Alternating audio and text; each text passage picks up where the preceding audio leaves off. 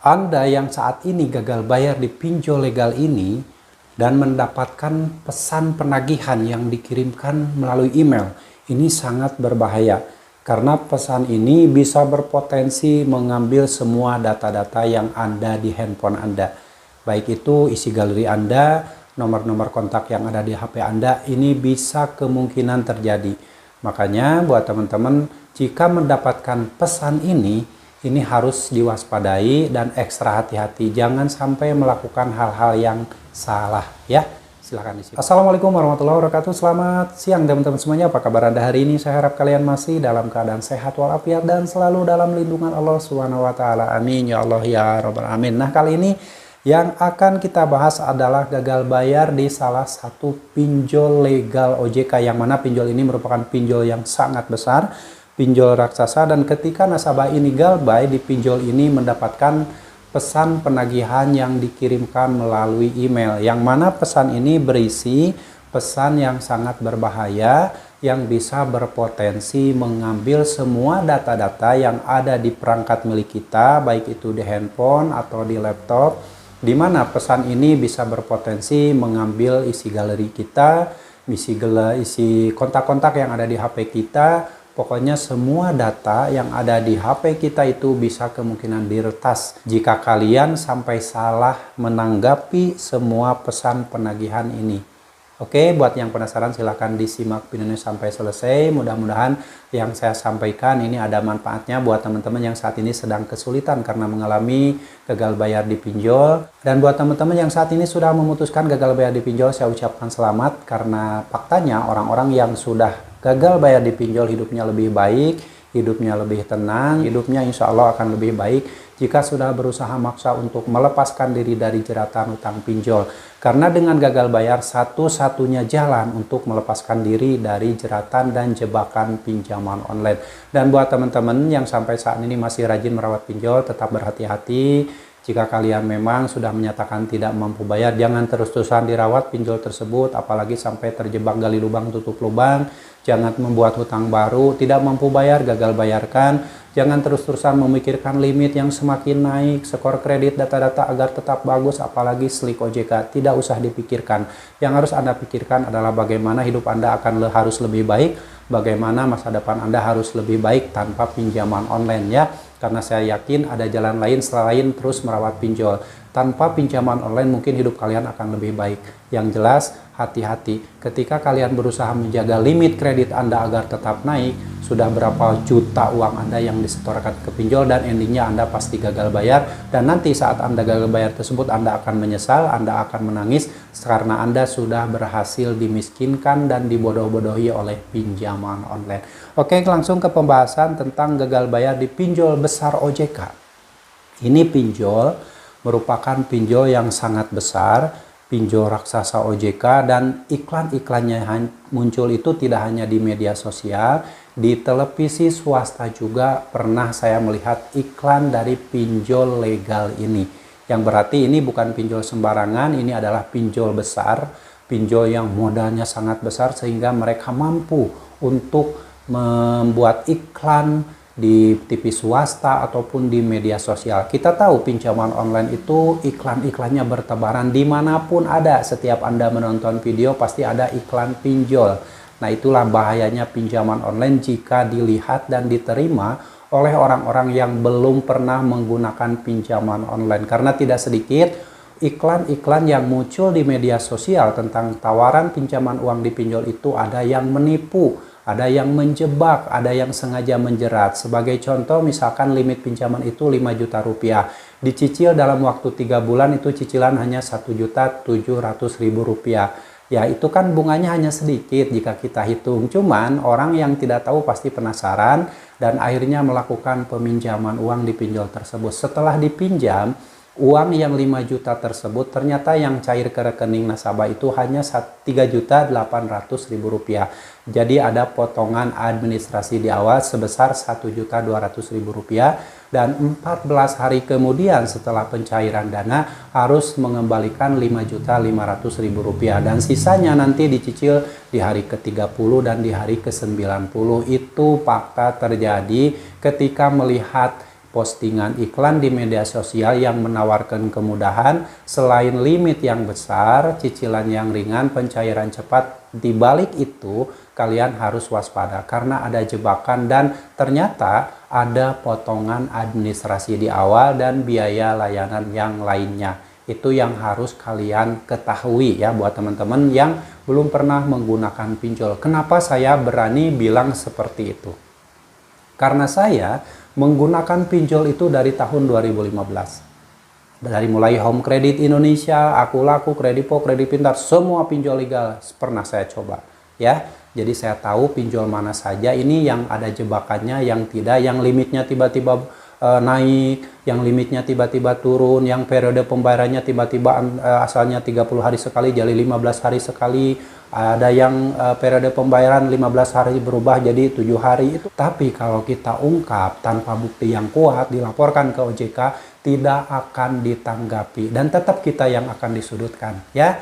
Jadi berhati-hati ketika kita melihat postingan iklan di media sosial manapun yang menawarkan kemudahan, baik itu bunga yang ringan, pencairan yang cepat, persyaratan yang mudah, harus hati-hati. Oke, langsung ke pinjol legal OJK yang mana ini orang ini sudah gagal bayar di pinjol legal OJK ini dan ternyata tiba-tiba mendapatkan penagihan yang dikirimkan melalui email yang isi penagihannya ini ternyata sangat berbahaya. Ini bisa berpotensi data-data yang ada di handphone kita atau di laptop kita yang terhubung dengan email tersebut bisa diambil, bisa diretas. Isi galeri kita, isi kontak-kontak yang ada di HP kita ini bisa diambil oleh pinjaman online dan ini bisa digunakan untuk meneror Anda, menakut-nakuti Anda sehingga orang-orang yang gagal dipinjol ini akan mati-matian membayarkan hutang walaupun sudah tidak mampu bayar dan akhirnya terjerat hutang yang semakin besar. Oke, kalian tinggal lihat di layar saya tampilkan. Peringatan tagihan Julo dikirimkan dari Maria Saragi 26 November 2024. Ini belum lama. Pesan ini sepertinya berbahaya. Pesan serupa pernah digunakan untuk mencuri informasi pribadi seseorang. Jangan mengklik link, mendownload lampiran atau membalas pesan dengan menyertakan informasi pribadi. Nah, ini sudah ada dari Google juga sudah diperingatkan bahwa pesan ini berbahaya. Ini sudah dikasih logo, sudah diarsir warna merah, tanda ini berbahaya. Ini Google sudah otomatis seperti itu. Otomatis kita harus berhati-hati ketika mendapatkan penagihan seperti ini. Lalu di bawahnya, selamat siang Pak atau Ibu, saya Rani dari MBAC Julo Holding. MBAC kalau nggak salah PT MBK Consulting ya. Tagihan Anda sudah mencapai batas keterlambatan dan sekarang sudah dalam proses pemblokiran BI checking dan slik OJK. Tagihannya masih mau dibayarkan atau kita lanjutkan proses pemblokiran datanya. Untuk pembayaran pastikan menggunakan kode VE yang ada di aplikasi. Kami bisa bantu ajukan keringanan untuk penghapusan denda. Hubungi 081 389 sekian-sekian. Nah, ini isinya memang hanya reminder ya. Dia mengaku Rani dari MBAC Julo Holding. MBAC ini salah satu perusahaan rekanan pihak ketiga yang bekerja sama dengan pinjaman online OJK. Kalian pasti tahu PT MBA, PT Telma, PT Kolmitra, dan berbagai perusahaan-perusahaan lain yang bekerja sama dengan perusahaan pinjaman online legal. Itu adalah pihak ketiga yang melanjutkan proses penagihan setelah nasabahnya telat bayar lebih dari 90 hari ya. Dan ini hanya reminder, dan jika kalian mendapatkan penagihan seperti ini, tidak usah dibuat kepanikan, tidak usah dibuat ketakutan. Karena ini hanya reminder biasa. Tapi ingat, yang harus kalian waspadai adalah pesan ini sepertinya berbahaya. Itu yang harus kalian hati-hati. Jangan sampai mengklik link yang dikirimkan di pesan ini dan jangan memberikan informasi pribadi. Cuekin saja jika memang kalian sudah menyatakan tidak mampu lagi membayarkan utang tersebut. Jangan coba-coba membayarkan dengan gali lubang tutup lubang. Jangan mencari dana talangan, jangan membuat hutang baru. Abaikan semua penagihan ini, apalagi penagihan yang berpotensi berbahaya. Di atasnya dikirimkan emailnya dari Maria Saragi. 26 November 2024. Tetapi di bawahnya saya Rani dari MBAC Julo Holding ini sudah tidak sinkron ya. Ini bisa saja berpotensi penipuan. Di atasnya mengaku dari Julo, ternyata setelah kalian lakukan pembayaran bukan ke aplikasi Julo. Ya, itu harus kalian waspadai. Banyak sekali oknum-oknum yang memanfaatkan situasi ketika ada nasabah sudah kesulitan membayar, dia pura-pura mengaku menagih dari salah satu pinjol ya, baik itu pinjol legal atau ilegal. Faktanya orang tersebut ternyata sudah bekerja sama atau orang tersebut adalah orang lain yang punya data-data Anda dan Anda itu ditekan agar melakukan pembayaran. Setelah melakukan pembayaran, hutang Anda tetap tidak berkurang dan uang pembayaran Anda hangus hilang, nggak tahu kemana ya. Makanya harus berhati-hati, apalagi ini online itu segala jenis transaksi dilakukan secara online, secara digital dan dibayarkan melalui nomor virtual akun aplikasi yang sesuai dengan nama Anda yang cocok ya. Jangan sampai Anda dijebak, mau dibodoh-bodohi oleh orang-orang yang ngaku dari pinjol manapun, termasuk ini dari pinjol Julo.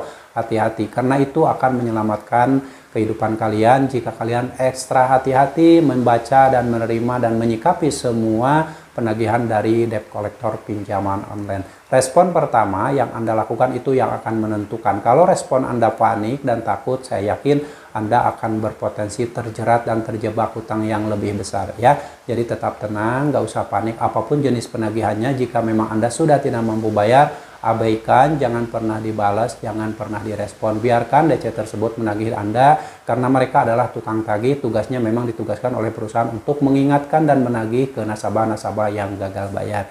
Oke ya, semoga sharing ini bermanfaat dan pesan dari saya, apapun jenis penagihannya, baik itu dari pinjol legal atau ilegal, sudah kalian tidak usah buat kepanikan. Buatlah semua ini sebagai sesuatu yang simple, yang mudah. Gagal bayar di pinjol itu tidak ada yang berat selama pikiran Anda bisa tenang dan bisa menyikapinya dengan baik-baik saja. Oke, semoga ini menjadi motivasi buat teman-teman semuanya. Dan jika saat ini Anda yang sedang mengalami kesulitan, sedang mengalami kepanikan, baik itu masalah utang piutang dengan pinjol, utang piutang yang lainnya, atau permasalahan hidup Anda di dunia ini, saya doakan semoga segala permasalahan Anda segera diselesaikan dengan jalan Allah. Semoga Allah membantu kalian dan semoga Allah segera memberikan solusi dan jalan keluar atas segala permasalahan yang sedang kalian hadapi saat ini. Dan yang pasti kalian harus tetap semangat perjuangkan masa depan kalian, perjuangkan masa depan keluarga kalian, dan jangan pernah lagi memperjuangkan masa depan pinjaman online. Sampai jumpa lagi di video saya selanjutnya. Wassalamualaikum warahmatullahi wabarakatuh.